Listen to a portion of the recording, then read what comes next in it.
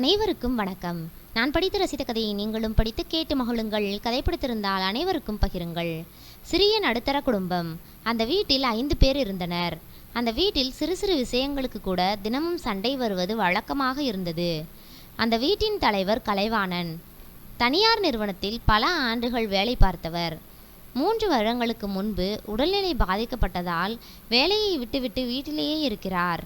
இப்போது அவர் அமைதியாக நாளை கழித்தாலும் வீட்டில் நடக்கும் சண்டைகளை பார்த்து மனதிற்குள் வேதனைப்படுவார். கலைவாணனின் மனைவி கற்பகம் பல வருடங்களாக குடும்பத்தின் வரவு செலவு, சமையல், வீட்டு நிர்வாகம் என அனைத்தையும் தனியாக கவனித்து கொண்டிருந்தார். எந்த பொருள் வாங்க வேண்டும், எவ்வளவு செலவு செய்ய வேண்டும் என்று வீட்டில் இறுதி முடிவு எப்போதும் அவருடையதுதான். ஆனால் 6 மாதங்களுக்கு முன்பு இனி மருமகளும் பொறுப்பை கற்றுக்கொள்ள வேண்டும் என்று நினைத்து குடும்பத்தின் முழு பொறுப்பையும் மருமகள் துர்காவிடம் ஒப்படைத்தார். அந்த முடிவு எடுத்த நாளிலிருந்தே வீட்டின் நிலை மாற ஆரம்பித்தது. கற்பகத்தால் பொறுப்பை விட்டு கொடுத்தாலும் அந்த அதிகாரத்தை மனதளவில் விட முடியவில்லை. துர்கா என்ன செய்தாலும் அதில் குறை கண்டுபிடிக்க ஆரம்பித்தார். தேவையில்லாமல் செலவு செய்கிறாள், சிக்கனமே இல்லை, அரிசியை அதிகமாக போட்டு சாதத்தை வடித்து தினமும் பழைய சாதத்தை கீழே கொட்டுகிறாள் என்று ஒவ்வொரு நாளும் ஏதாவது ஒரு குறையை சொல்லாமல் இருக்க மாட்டார். கற்பகம் பேசுவதை கேட்டுக்கொண்டு துர்காவும் அமைதியாக இருப்பவள் இல்லை. ஆரம்பத்திலிருந்தே மாமியாரை அவளுக்கு பிடிக்காது. திருமணமான நாள் முதல் தனி குடித்தனம்தான் போக வேண்டும் என்று மனதில் நினைத்து கொண்டிருந்தவள். ஆனால் குடும்ப சூழ்நிலை காரணமாக மாமனார் மாமியாருடன் சேர்ந்து வாழ வேண்டிய நிலை ஏற்பட்டது. அதனால் கற்பகம் நல்லதுக்கே சொன்னாலும் அதை அறிவுரையாக எடுத்துக்கொள்ளாமல் தன்னை குறை கூறுவதாகவே நினைப்பவள். நான் என்ன செய்தாலும் உங்களுக்கு குறைதான். நான் இந்த வீட்டோட மருமகள். இந்த வீட்டில் நான் வேலைக்காரியாக இருக்கணுமா? என்னை நிம்மதியாக இருக்கவே விடமாட்டீங்களா என்று உடனே எதிர்த்து பேசிவிடுவாள். இருவருக்கும் இடையே தினமும் வாக்குவாதம் நடப்பது அந்த வீட்டில் சாதாரண விஷயமாகிவிட்டது. துர்காவிற்கு திருமணமாகி 6 வருடங்கள் ஆகிவிட்டன. துர்காவின் கணவர் பெயர் இளங்கோ. அவர்கள் இருவருக்கும் 4 வயதில் ஒரு பெண் குழந்தை இருந்தது. அந்த குழந்தையின் பெயர் தாரிகா. வீட்டில் நடக்கும் சண்டைகள் புரியாத வயது என்றாலும் அம்மாவும் பாட்டியும் சத்தமாக பேச ஆரம்பித்தால் பயந்து அமைதியாக ஒரு மூலையில் அமர்ந்து விடுவாள். இளங்கோ ஒரு ஆடிட்டர் அலுவலகத்தில் டைப்பிஸ்டாக வேலை பார்த்து வருகிறான். மாத சம்பளம் பெரியதாக இல்லாவிட்டாலும் குடும்பத்தை ஓரளவு நடத்தி கொண்டிருந்தான். இளங்கோவின் குணம் மிகவும் அமைதியானது. வீட்டில் சண்டை வந்தால் முதலில் அம்மா வந்து தனது குறைகளை சொல்வார். உன் பொண்டாட்டி என்ன பேசுறான்னு தெரியுமா என்று தனது பக்க நியாயத்தை விளக்கி சொல்லுவார். சிறிது நேரத்தில் துர்காவும் வந்து, நீங்களே சொல்லுங்க, நான் செய்தது தப்பா? தினமும் என்னைத்தான் குறை சொல்லிட்டு இருக்காங்க என்று தனது பக்க நியாயத்தை சொல்வாள். இளங்கோ இருவருடைய பேச்சையும் முழுமையாக கேட்பான். யார் பேசினாலும் இடையில் புகுந்து எதுவும் சொல்ல மாட்டான். யார் மீதும் கோவப்படவும் மாட்டான். யார் சரி யார் தவறு என்று தீர்ப்பும் சொல்ல மாட்டான். அவர்கள் பேசி முடித்த பிறகு, சரி விடுங்க, சண்டை வேண்டாம், கொஞ்சம் விட்டு கொடுத்து போங்க என்று மட்டும் சொல்லிவிட்டு அமைதியாக தனது வேலையை பார்த்து சென்று விடுவான். அவனுடைய மனதில் அம்மா சொல்வதையும் கேட்க வேண்டும், மனைவி சொல்வதையும் கேட்க வேண்டும், அதுதான் என் கடமை என்ற எண்ணம் மட்டுமே இருந்தது. ஆனால் அந்த அமைதி எந்த பிரச்சனைக்கும் தீர்வாக அமையவில்லை. மாறாக என் பக்கம் நிற்கவில்லை என்று துர்காவும், என்னை மதிக்கவே மாட்டான் என்று கற்பகமும் இளங்கோ மீது மன வருத்தம் கொள்ள ஆரம்பித்தனர். இப்படி ஒரே வீட்டில் 5 பேர் இருந்தாலும் குழந்தை தாரிகாவை தவிர ஒவ்வொருவரின் மனதிலும் சொல்லப்படாத வருத்தங்கள் தேங்கிக் கொண்டே இருந்தன. அந்த வீட்டில் சிரிப்பு சத்தம் கேட்ட நாட்கள் மெதுவாக குறைந்து சண்டையும் அமைதியற்ற சூழலும் தான் அன்றாட வாழ்க்கையாக மாறிக்கொண்டிருந்தது. அந்த வீட்டில் தினமும் எழும் சண்டை வீட்டுக்குள் மட்டும் முடிந்து போகவில்லை. அக்கம்பக்கத்து வீடுகளில் இருந்தவர்களும் அதை பற்றி பேச ஆரம்பித்தனர். இந்த வீட்டில் ஒரு நாளாவது சண்டை இல்லாமல் இருக்குதா? காலையில் ஆரம்பித்தா சாயங்காலம் வரைக்கும் சத்தம்தான். பாவம், அந்த சின்ன குழந்தை என்ன கஷ்டப்படுதோ. இப்படி தினமும் சண்டை போட்டுக்கிட்டே இருந்தா அந்த குடும்பம் எப்படி நிம்மதியாக இருக்கும் என்று பேசிக்கொண்டனர். இந்த பேச்சுகள் எல்லாம் மெதுவாக கலைவாணனின் காதுகளுக்கும் வந்தன. குடும்ப தலைவராக இருந்த அவருக்கு அது மிகவும் அவமானமாக இருந்தது. நம்ம குடும்பத்தை பற்றி மற்றவர்கள் பேசுகிற அளவுக்கு வந்துடுச்சே என்று மனதிற்குள் வருந்தினார். அன்று மாலை அனைவரும் வீட்டில் இருந்த நேரத்தில் கலைவாணன் ஹாலில் ஒரு நாற்காலியில் அமர்ந்திருந்தார். எல்லாரும் கொஞ்சம் இங்கே வாங்க என்று அமைதியாக அழைத்தார். கற்பகம், துர்கா, இளங்கோ மூவரும் வந்து அமர்ந்தனர். தாரிகா வழக்கம் போல தாத்தாவின் மடியில் ஏறி அமர்ந்து விளையாடி கொண்டிருந்தாள். சில நொடிகள் யாரும் பேசவில்லை. பிறகு கலைவாணன் மெதுவாக பேச ஆரம்பித்தார். நம்ம வீட்டில் நடக்கிற சண்டை வீட்டோட முடியாமல் இப்போ அக்கம் பக்கத்து வீட்டுக்காரங்க பேசுகிற அளவுக்கு போயிடுச்சு. அதனால் நான் ஒரு முடிவெடுத்திருக்கேன். மூவரும் அவரை கவனமாக பார்த்தனர். இன்னையில இருந்து 1 மாதத்துக்கு இந்த வீட்டில் யாரும் யார்கிட்டையும் பேசக்கூடாது. அந்த வார்த்தையை கேட்டதும் துர்கா ஆச்சரியமாக பார்த்தாள். என்ன மாமா, நானும் இளங்கோவும் கூட பேசியக்கூடாதா என்று கேட்டாள். ஆமாம் என்று கலைவாணன் உறுதியாக சொன்னார். 1 மாதத்துக்கு யாரும் யார்கிட்டையும் பேசக்கூடாது, சண்டை வரக்கூடிய வாய்ப்பே இருக்கக்கூடாது என்றார். துர்கா மீண்டும் கேட்டாள். அப்போ வீட்டில் ஏதாவது சொல்லணும்னா என்ன செய்யறது என்றாள். சிறிது நேரம் அமைதியாக இருந்த கலைவாணன் தொடர்ந்தார். இந்த வீட்டில் எல்லார்கிட்டையும் பேசக்கூடிய ஒரே ஆள் தாரிகா தான். அவ மட்டும் எல்லார்கிட்டையும் பேசலாம். ஆனால் நம்ம பெரியவங்க 1 மாதம் யார்கிட்டையும் பேசக்கூடாது. மூவரும் ஒருவரை ஒருவர் பார்த்து கொண்டனர். பிறகு கலைவாணன் இன்னொரு விஷயத்தை சொன்னார். 1 மாதம் முடிஞ்ச பிறகு இதே மாதிரி எல்லாரையும் உட்கார வைக்கிறேன். அப்போ ஒரு முக்கியமான முடிவு சொல்ல போகிறேன். அந்த முடிவை நீங்கள் எல்லாரும் ஏற்றுக்கணும் என்றார். அந்த வார்த்தை துர்காவின் மனதில் வேறு விதமாக பதிந்தது. ஒருவேளை எங்களை தனி குடித்தனம் அனுப்ப போகிறாரோ, அதனால தான் இவ்வளவு பெரிய சோதனையாக வைக்கிறாரோ என்று மனதிற்குள் நினைத்தாள். அவள் முகத்தில் மறைமுகமாக ஒரு சிறிய நிம்மதி தோன்றியது. சரி மாமா, எனக்கு சம்மதம் என்று உடனே கூறினாள்.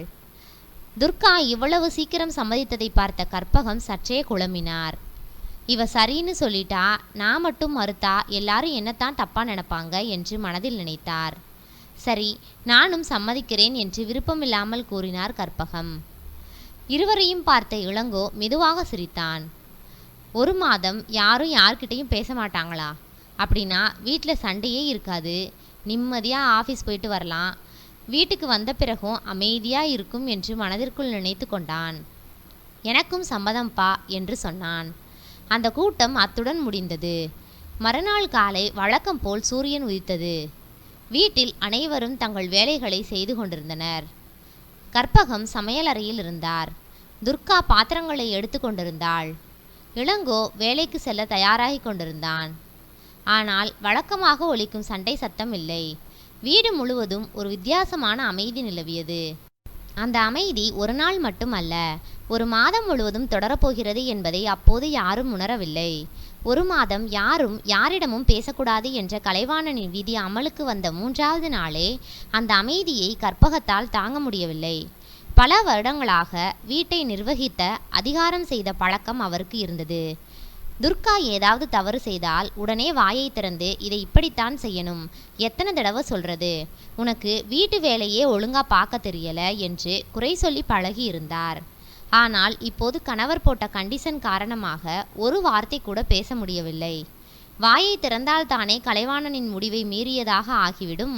அதனால் தனது எரிச்சலை வேறு விதமாக காட்ட ஆரம்பித்தார். தேவையே இல்லாமல் அலமாரியில் இருந்த பாத்திரங்களை ஒன்றன் பின் ஒன்றாக எடுத்து பயன்படுத்துவார்.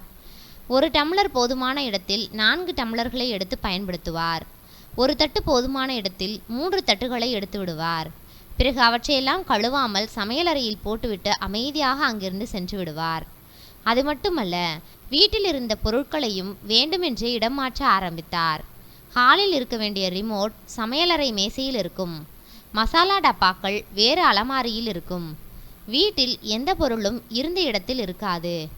இதையெல்லாம் பார்த்த துர்காவுக்கு உள்ளுக்குள் கோபம் கொதித்தது. வேண்டுமென்றே இப்படி செய்கிறாங்க, என்ன வேலை வாங்கணும்னு திட்டமிட்டு தான் செய்கிறாங்க என்று மனதிற்குள் புலம்பினாள். வழக்கமாக இருந்தால் உடனே கற்பகத்திடம் சென்று, ஏன் இப்படி பண்ணுறீங்க, நான் மட்டும்தான் இந்த வீட்டில் வேலை செய்யணுமா, என்னை கஷ்டப்படுத்துறதுக்காகத்தானே இதெல்லாம் செய்கிறீங்க என்று வாக்குவாதம் செய்திருப்பாள். அந்த வாக்குவாதம் சில நிமிடங்களில் பெரிய சண்டையாக மாறியிருக்கும். ஆனால் இப்போது அவளால் எதுவும் பேச முடியவில்லை. கலைவாணனிடம் கொடுத்த வாக்குறுதி நினைவுக்கு வந்தது. ஒரு வார்த்தை பேசினாலும் அந்த ஒப்பந்தத்தை மீறியதாகிவிடும். அதனால் பற்களை கடித்து கொண்டு அமைதியாக இருந்தாள். குவிந்திருந்த பாத்திரங்களை ஒன்றன் பின் ஒன்றாக கழுவினாள். கற்பகத்தின் முகத்தில் ஒரு சிறிய நிம்மதி தெரிந்தது. ஆனால் துர்கா எதுவும் பேசவில்லை. கோபம் இருந்தது, எரிச்சல் இருந்தது. சரி, 1 மாசம்தானே, பேசாம இருந்தா சண்டையும் வராது. நான் கொஞ்சம் பொறுமையா இருந்தா இந்த 1 மாசம் சீக்கிரம் முடிஞ்சிடும். எப்படியோ இது எனக்குத்தான் நல்லதா முடியும் என்று தனக்குத்தானே மனதை சமாதானப்படுத்தி கொண்டாள். அந்த நாளிலிருந்து கற்பகம் செயல்களால் தனது அதிருப்தியை வெளிப்படுத்தினார். வீட்டில் சண்டை இல்லை. ஆனால் அமைதிக்குள் மறைந்திருந்த மனப்போர் மட்டும் நாளுக்கு நாள் அதிகரித்து கொண்டே இருந்தது. பேச முடியலேனா என்ன, செயலால் பதில் சொல்லலாம் என்று முடிவு செய்தாள் துர்கா. கற்பகம் செய்த ஒவ்வொரு செயலுக்கும் வார்த்தைகளால் அல்ல, தனது செயல்களாலேயே பதிலடி கொடுக்க ஆரம்பித்தாள். காலை எழுந்ததும் அனைவருக்கும் தேநீர் தயாரிப்பது துர்காவின் வேலை. அன்றிலிருந்து கற்பகத்துக்காக ஊற்றப்படும் தேநீரில் மட்டும் ஜீனியின் அளவை மாற்ற ஆரம்பித்தாள். ஒரு நாள் வழக்கத்தை விட மிகவும் அதிகமாக ஜீனி போட்டாள். தேநீர் குடித்த கற்பகம் முகத்தை சுளித்தார். இவ்வளவு இனிப்பா இருக்கு என்று சொல்ல நினைத்தார். ஆனால் பேச முடியாது. அமைதியாக டம்ளரை வைத்துவிட்டு எழுந்து சென்றார். அடுத்த நாளோ அதே மாதிரி தேநீரில் ஜீனியை மிகவும் குறைவாக போட்டாள். தேநீர் கசப்பாக இருந்தது. கற்பகம் எதுவும் சொல்ல முடியாமல் அமைதியாக குடித்துவிட்டு சென்றார். ஒரு நாள் அவர் தாரிகாவை அருகில் அழைத்தார். தாரிகா, அம்மா கிட்ட போய் சக்கரை கொஞ்சம் குறைவா இருக்கு என்று சொல்லு என்றார். தாரிகா ஓடிப்போய் அம்மாவிடம் சொன்னாள். துர்கா எந்த பதற்றமும் இல்லாமல், ஆமா, நான் தான் அப்படி போட்டேன் என்று மட்டும் சொல்லிவிட்டு தனது வேலையை தொடர்ந்தாள். அதற்கு மேல் ஒரு வார்த்தையும் பேசவில்லை. தாரிகா அதே பதிலை பாட்டியிடம் வந்து சொன்னாள். கற்பகத்தால் எதுவும் செய்ய முடியவில்லை. விதியை மீறி பேசவும் முடியாது, கோபத்தை வெளிக்காட்டவும் முடியாது. இப்படி கற்பகம் வேலைகள் மூலம் துர்காவை தொந்தரவு செய்தார். துர்காவோ சமையல் மற்றும் அன்றாட செயல்களில் சிறு சிறு மாற்றங்களை செய்து மாமியாருக்கு பதிலடி கொடுத்தாள். இருவரும் ஒருவரிடம் ஒருவர் ஒரு வார்த்தை கூட பேசவில்லை. ஆனால் அமைதியாக இருந்த அந்த வீட்டில் பேசப்படாத போட்டியும் மறைமுக பழிவாங்கல்களும் நாளுக்கு நாள் அதிகரித்து கொண்டே இருந்தன. நாட்கள் மெதுவாக நகர்ந்தன. கலைவாணன் வைத்திருந்த 1 மாதம் யாரும் யாரிடமும் பேசக்கூடாது என்ற நிபந்தனைக்கு 2 வாரங்கள் நிறைவடைந்திருந்தன. இந்த 2 வாரங்களிலும் வீட்டில் நடந்த ஒவ்வொரு விஷயத்தையும் அவர் அமைதியாக கவனித்து கொண்டே இருந்தார். யாரிடமும் எதுவும் கேட்கவில்லை, யாரையும் கண்டிக்கவும் இல்லை. காலை முதல் இரவு வரை வீட்டில் என்ன நடக்கிறது என்பதை மட்டும் கவனித்தார். கற்பகம் வேண்டுமென்றே பாத்திரங்களை அதிகமாக பயன்படுத்துவது, வீட்டு பொருட்களை இடம் மாற்றி வைப்பது, துர்கா அதற்கு பதிலடியாக சமையலில் சிறு சிறு மாற்றங்கள் செய்து தனது அதிருப்தியை வெளிப்படுத்துவது, இவை அனைத்தையும் அவர் கவனித்திருந்தார். அதை பார்த்தபோது அவரது மனம் மிகவும் கனத்தது. நான் நினச்சது ஒன்று, ஆனால் நடக்கிறது வேற மாதிரி இருக்கு என்று மனதிற்குள் வருத்தப்பட்டார். பேசாம இருந்தா ஒருத்தரோட கஷ்டத்தை இன்னொருத்தர் புரிஞ்சுப்பாங்கன்னு நினச்சேன். சண்டை குறையும், வீட்டில் அமைதி வரும், ஒருத்தர் மேலே இன்னொருத்தருக்கு மரியாதை அதிகமாகும் என்று நம்பினேன். ஆனால் இங்கே அமைதிக்குள்ளேயே பழிவாங்கிற மனசு வளர்ந்துட்டே இருக்கு. வார்த்தையால் சண்டை போடலை, ஆனால் செயலால் ஒருத்தரை ஒருத்தர் காயப்படுத்துகிறாங்க என்று வேதனையுடன் சிந்தித்தார். ஒரு கட்டத்தில் இந்த திட்டத்தை இப்பவே நிறுத்திடலாமோ என்ற எண்ணமும் அவருக்கு வந்தது. இன்னும் 2 வாரம் இப்படியே போனா வீட்டு சூழ்நிலை இன்னும் மோசமாயிடுமோ என்று கவலைப்பட்டார். ஆனால் அந்த வீட்டில் ஒருவன் மட்டும் உண்மையில் நிம்மதியாக இருந்தான். அவன் இளங்கோதான். கடந்த 2 வாரங்களாக அலுவலகத்திற்கு செல்லும் முன்பு அத்தை என்ன சொன்னாங்க தெரியுமா என்ற புகார் இல்லை. மாலை வீட்டிற்கு வந்த பிறகு உன் பொண்டாட்டி இப்படி செய்தா என்று கற்பகமும் சொல்ல வருவதில்லை. அதேபோல் உங்க அம்மா என்னை இப்படி கஷ்டப்படுத்துறாங்க என்று துர்காவும் வந்து புலம்புவதில்லை. யாரும் யாரை பற்றியும் அவனிடம் பேசுவதில்லை. பல வருடங்களுக்கு பிறகு முதல் முறையாக வீட்டு சண்டைகள் அவனது மனதை ஆக்கிரமிக்கவில்லை. அந்த அமைதி அவனுடைய வேலைக்கும் நல்ல மாற்றத்தை ஏற்படுத்தியது. அலுவலகத்தில் அவன் முழு கவனத்துடன் வேலை செய்ய ஆரம்பித்தான். முன்பு வீட்டு பிரச்சனைகளால் பாதியில் நிற்கும் கணக்கு வேலைகள் கூட இப்போது நேரத்திற்கு முடிந்தன. மேலாளர் கொடுத்த கூடுதல் கணக்கு விவரங்களையும் விரைவாக செய்து முடித்தான். அலுவலகத்தில் அவனுடைய வேலைத்திறன் அதிகரித்தது. அதை பார்த்த ஆடிட்டரே, இளங்கோ, இந்த 2 வாரமா நீ ரொம்ப கவனமாக வேலை பார்க்குற, எல்லா வேலைகளையும் நேரத்துக்கு முடிச்சிடுற என்று பாராட்டினார். அன்று மாலை வீட்டிற்கு வந்த கலைவாணன் தனது மகன் அமைதியாக அமர்ந்து தாரிகாவுடன் விளையாடி கொண்டிருப்பதை பார்த்தார். அவரது முகத்தில் பல நாட்களுக்கு பிறகு ஒரு சிறிய நிம்மதி தெரிந்தது. அதை பார்த்த கலைவாணன் மனதிற்குள் குறைந்தபட்சம் என் மகனாவது இந்த முடிவால் நிம்மதியா இருக்கான், இப்ப அவன் வேலையில முழு கவனம் செலுத்துறான், அதுவே எனக்கு ஒரு ஆறுதல் என்று நினைத்தார். சில நிமிடங்கள் அமைதியாக அமர்ந்திருந்த அவர் இறுதியாக ஒரு முடிவுக்கு வந்தார். இன்னும் 2 வாரம் இந்த திட்டம் தொடரட்டும். 1 மாசம் முழுசா முடிஞ்ச பிறகு எல்லாரையும் மீண்டும் உட்கார வச்சு பேசலாம். அப்போதுதான் இந்த குடும்பத்துக்கு சரியான முடிவு என்னன்னு தீர்மானிக்கலாம் என்ற யோசனையில் மனதை தேற்றிக்கொண்டார். 1 மாதம் நிறைவடைந்தது. அன்று மாலை கலைவாணன் மீண்டும் அனைவரையும் ஹாலில் அழைத்து அமர வைத்தார். அதே இடம், அதே 5 பேர். ஆனால் 1 மாதத்திற்கு முன்பு இருந்த மனநிலை இப்போது யாரிடமும் இல்லை. அனைவரும் அமைதியாக அமர்ந்திருந்தனர். கலைவாணன் அனைவரையும் பார்த்துவிட்டு மெதுவாக பேச ஆரம்பித்தார். 1 மாதத்துக்கு யாரும் யார்கிட்டையும் பேசக்கூடாதுன்னு நான் சொன்னேன். அந்த 1 மாதம் இப்போ முடிஞ்சிருச்சு. இந்த 1 மாதத்தில் ஒவ்வொருத்தருக்கும் என்ன அனுபவம் கிடைச்சது, என்ன புரிஞ்சுக்கிட்டீங்க, என்ன மாறுச்சு என்பதை முதல்ல சொல்லுங்க. அதுக்கப்புறம் நான் ஒரு முடிவு சொல்கிறேன் என்றார். முதலில் கலைவாணன் தன்னுடைய மனைவி கற்பகத்தை பார்த்தார். கற்பகம், நீ சொல்லு. கற்பகம் பேச ஆரம்பித்தார். ஏங்க, நான் கூட மருமகளை ரொம்ப தப்பாக நினச்சிட்டேன். அதை கேட்டவுடன் கலைவாணன் புருவத்தை உயர்த்தினார். கற்பகம் தொடர்ந்தார். அன்னைக்கு எனக்கு உடம்பு முடியாமல் படுத்து கிடந்தப்ப மருமக தான் என்னை நல்லபடியாக பார்த்துக்கிட்டா. நான் அவளை புரிஞ்சுக்காம அவகிட்ட சண்டை போட்டுட்டே இருந்துட்டேன். அவள் என்ன செஞ்சாலும் குறை சொல்லிகிட்டே இருந்தேன். இப்போ யோசிச்சு பார்த்தால் தப்பு ஏன் மேலேயும் இருக்கு என்றார் கற்பகம். கலைவாணன் அதிர்ச்சி அடைந்தார்.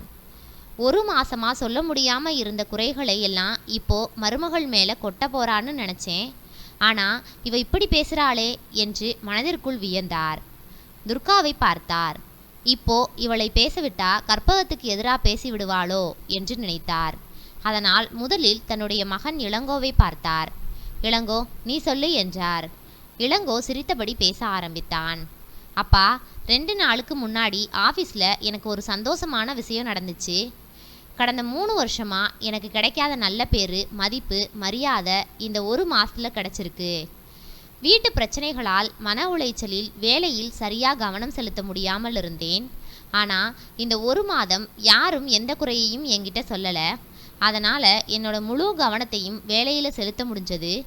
இதுக்கெல்லாம் காரணம் நீங்கள் எல்லாரும் அமைதியாக இருந்து எனக்கு ஒத்துழைச்சது தான் என்றான். அதை கேட்ட கலைவாணன் மனதிற்குள் இதுதான் நான் எதிர்பார்த்தது என்று சொல்லிவிட்டு சிரித்தார். இப்போது தவிர்க்க முடியாமல் துர்காவை பார்த்தார். துர்கா, நீ சொல்லுமா என்றார். துர்கா பேச ஆரம்பித்தாள். இந்த 1 மாதம் அமைதியாக இருந்ததில் என்னோட வேலைகள் பாதியாக குறைஞ்சிடுச்சு. அதை கேட்ட கற்பகமும் ஆச்சரியமாக அவளை பார்த்தார். அத்தையும் வந்து பாதி வேலைகளை செய்ய ஆரம்பிச்சிட்டாங்க.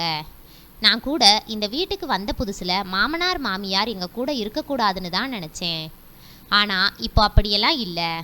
நீங்கள் எடுத்த முடிவு ரொம்ப சரியான முடிவு மாமா என்றாள். கலைவாணனுக்கு ஒன்றும் புரியவில்லை. துர்கா, நீ என்னம்மா சொல்கிற? நான் பார்க்கும்போது முதல் 2 வாரம் நீங்களே ஒருத்தருக்கு ஒருத்தர் விரோதமாக நடந்துக்கிட்ட மாதிரி தானே இருந்துச்சு என்று கேட்டார். துர்கா புன்னகைத்தாள். நீங்கள் சொல்கிறது உண்மைதான் மாமா. முதல் 2-3 வாரம் அப்படித்தான் இருந்துச்சு. ஆனால் கடைசி 1 வாரம் எல்லாமே தலைகீழாக மாறிடுச்சு. எங்களுக்குள்ளேயே சண்டை போட்டுக்கிட்டு இது நம்ம குடும்பம்னு கூட மறந்துட்டோம்.